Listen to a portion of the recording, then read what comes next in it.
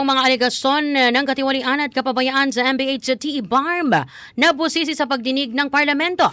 May buong pag-uulat dyan mula kay Star DJ Tom. Star DJ Tom, please come in. Muling siniyasat ng Bangsamoro Transition Authority o BTA Parliament ang mga aligasyon ng katiwalian at iba pang matagal na suliranin sa loob ng Ministry of Basic, Higher and Technical Education o itong MBHT BARM. Sa isinagawang oversight hearing ng Committee on Basic, Higher and Technical Education at Committee on Finance, Budget and Management kahapon, tinalakay ang mga obserbasyon ng Commission on Audit, mga natuklasan sa ulat ng EDCOM 2 at mga isyong unang lumutang sa budget deliberations.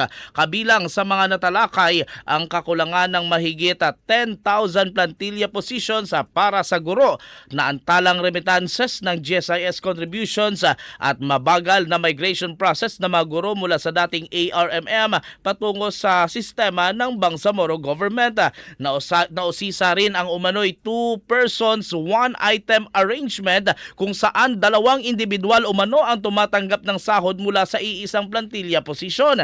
Dahil dito nagpahayag ng pagkadismaya ang ilang miyembro ng parlamento at nananawagan ng agarang aksyon upang marisolba ang mga matagal ng problema sa Ministry of Education.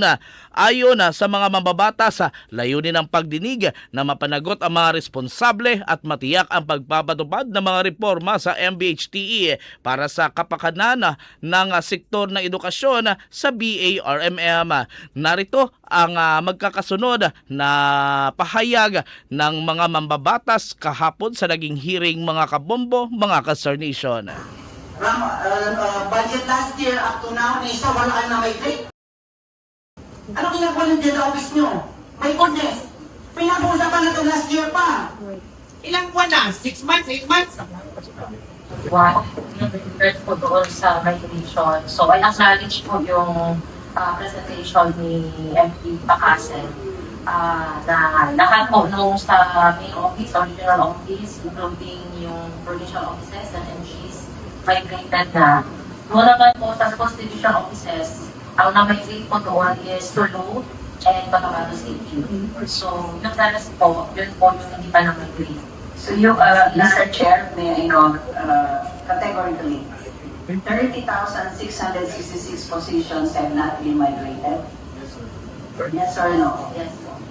Prevented you from transferring others. Diba? Very obvious yung the Honorable MP Mike Yuti ba, sir? Alam mo ito, matagal na itong pinag-usapan. Ako parang nawala na ito.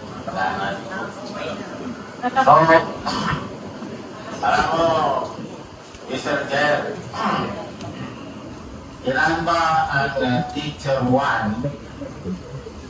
na bakante? Puro, ano lang tayo, puro volunteer. So, ang dami parang, dito, ang dami parang bakante na mga teachers. Bakit volunteer? At saka, ngayon, alam na natin yung singalot. Ang problema dito sa MHT, so, sa previous administration ko ito, hindi dito sa bagong deputy minister. So, ngayon ang hanapin natin ay solusyon. Ano bang mga solusyon na pwede? Parang, I'm sorry to say, no? With due respect to all of you, parang you came unprepared. Alam naman natin na it's all over net, na very, very problematic ang MPHT pertaining to so many issues. Let us not go into very deep technicalities. Let us allow our people to understand what is really happening. Kasi just the other day, I brought up the idea, diba? The last time I checked or the last time I saw, kung hindi man pinakamababa, isa sa pinakamababang literacy rate ang farm. Diba? Forgive me hindi ko kayo sinisisi, pero help us help you explain to our people. Enlighten our people more than us here members of the parliament.